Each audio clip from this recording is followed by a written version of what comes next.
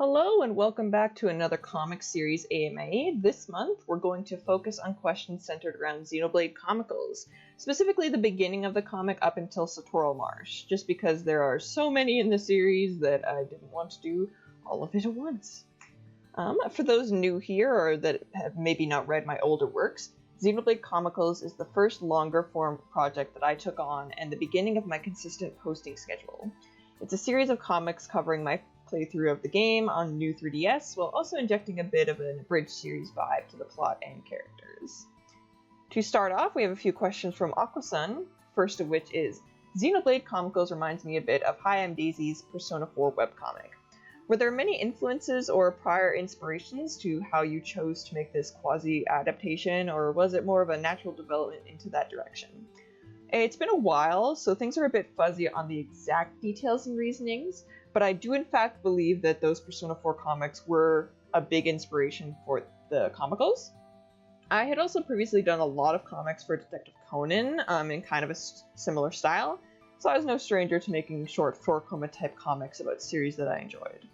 I do know that the idea of a comic-y abridged series was also a focal point for the comics.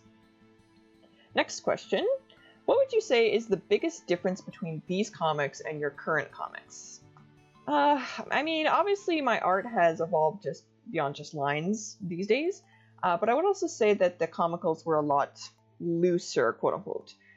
And certainly there's a lot more swears too. I truthfully still use a decent amount of swears in my personal humor, one-on-one with people I know, but these days for comics I hold back a lot more since I know for a fact that kids read my stuff, so I'm like, oh, I don't want to spread swears to younger kids, oh god. I still do put some swears in comics focusing on series that are rated T or M or the like, but there's not nearly as many F-bombs these days as back in the comical days. Next question, is Shulk your favorite character? If we're talking about asshole Shulk, probably in the comicals themselves. He was definitely one of the funnest to write.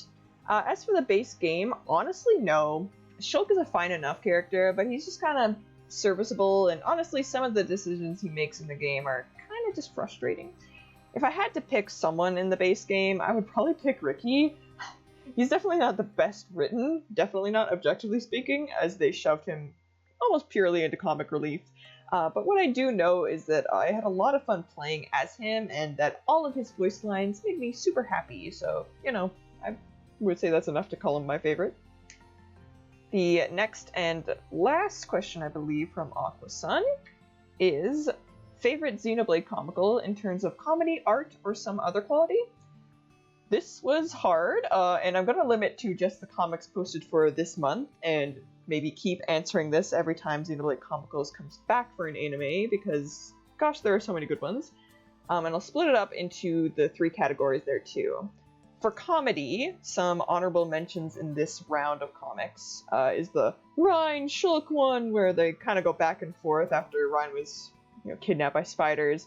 That always gets me, and especially with the bait and switch where Shulk gets distracted, and he's like, oh my god, I love Rumble Stonefire, I love these. I find that at like a kind of perfect pace, in my opinion. Another honorable mention is the Thoron, you're gonna die one. It was a really early strip that had good reception and convinced me to keep going, and something about the cadence and bluntness in this one is just so funny to me. Like, a Thoron is just not getting it, and then like the last, no, you don't understand, it just always makes me laugh. Another honorable mention, there's a lot in the comedy factor. The elevator or throwing juju one, elevator music jokes always get me, and the fact that Shulk is the voice of reason at the end just tickles me. And the last honorable mention for comedy is a new power, where Shulk is like, oh my gosh, the Monado has a new power, and he does the F finger. It's a classic, what more can I say? But I would say my choice for the best comedy one in this batch, for me personally, is the Smokey Bear one.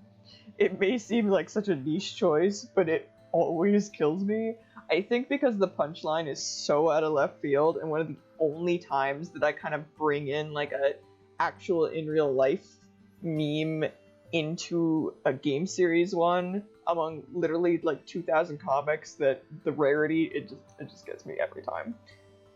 As for art ones in this category, some honorable mentions, when Shulk is having his dream about Albus, the monotone is really nice, and Shulk's expressions are really fun, especially the last two. The Poopy Butt comic, it's pretty standard for the most part, but Charla and Shulk's higher detailed reactions are just great. And then the last honorable mention for art-wise is the Grandpo, like the one where Thoron becomes Grandpo. It's one of the longest strips, and there's a lot of different lighting I was actually using for the first time in that one, and great expressions, as well as the irate Thoron panel and the Monato's reactions to the rip paper, some good highlights. But my choice for this one, for this round, for best art would be, I think, the Chain Attack one, where Shulk gets really mad that Dixon's not doing any damage. Specifically that last face that Shulk does. The rest of the expressions are great, but, like, he's so mad. Like, I just perfectly captured, I think, absolute fury, especially, like, the fire on top of it, and that was my first time kind of, like, playing with a texture like that. So it really stands out to me. And then the last two I will mention as good comics in this bunch under the other category is Dead Upon, which was literally the first comic I ever did for these, and the positive reception is what kept things to keep going, so it really has a soft spot in my heart. And then, this one's like so out there, but it lives rent-free in my head, is the Dying Lizard Noises one, where they kick the lizard and then the treasure chest is so much bigger, and just the lizard noises, dying lizard noises, treasure chest noises is just so funny to me for some reason. On to the next batch of questions from Hannah Page, the first of which is, what made you decide to start this project up? If I remember right, Gods Be Good and Getting Old, you were mostly a gag a day beforehand. What made you want to do a series? I actually wasn't a gag a day until I started up Xenoblade Comicals. My posting was very sporadic and more slice of life with the day in the life of comics before Xenoblade. I decided to do it because I was playing Xenoblade and the Dead Upon moment happened between me and a friend, and I thought it was so funny I wanted to share it, so I kind of just doodled it, and then it had such positive reception that I just kept doing that with funny moments I had, and then it got to a point where I was just writing down the ideas, and the rest is history. Next question. If you could redo any of these scripts or overall any aspect, what would you pick? My answer would be, honestly, nothing. I'm the type, I really don't like to dwell on past projects, as I feel that I often executed what I wanted to at the time, and looking back is really valuable to me to see what my mindset was at that time, and how that can inspire me going forward, and like how I've improved since then, right? Next question. This is a touch more tangential, but how do you personally find the strength to stick with long-term projects? It's a lot easier when that project is broken up into smaller sized bits. Taking things one step at a time is way more realistic to tackle than just trying to jump in and do hundreds of comics at once. It also helped that, I wasn't posting as I made the comics. I was scheduling them. So if I had a day where I made 5, that's 5, or I guess 1 for that day, and then that's 4 free days where I don't have to do anything, right? So I would just say that, and having a little bit of planning for, making sure that you're posting things kind of in order and stuff like that helps. And I think the biggest thing to start with would just be, Xenoblade Comicals was a really long project, but as you can see, it was just lines, right? So it was on the easier end. And I think that's a good thing to start with, is to start with an easy project that's like, I don't want to say low effort, but it also was like kind of low effort, because again, like I was just doodling. The first one was literally just a doodle. And then it was only later that I kind of started getting more serious with it. But that really helps alleviate a lot of the like, oh, it has to be perfect and stuff that often cuts long projects, like, at the base, and then people never get it done because they're so worried about it being perfect. But, like this, a lot of people remember this fondly, and in the end, it really was just doodles. It really was. And it just turned into something that was really fun. So, I guess that's what I have to say on that question. Next question. What's your favorite music from this portion of the game? Satorl Marsh Knight will always hold a special place in my heart, says Hannah.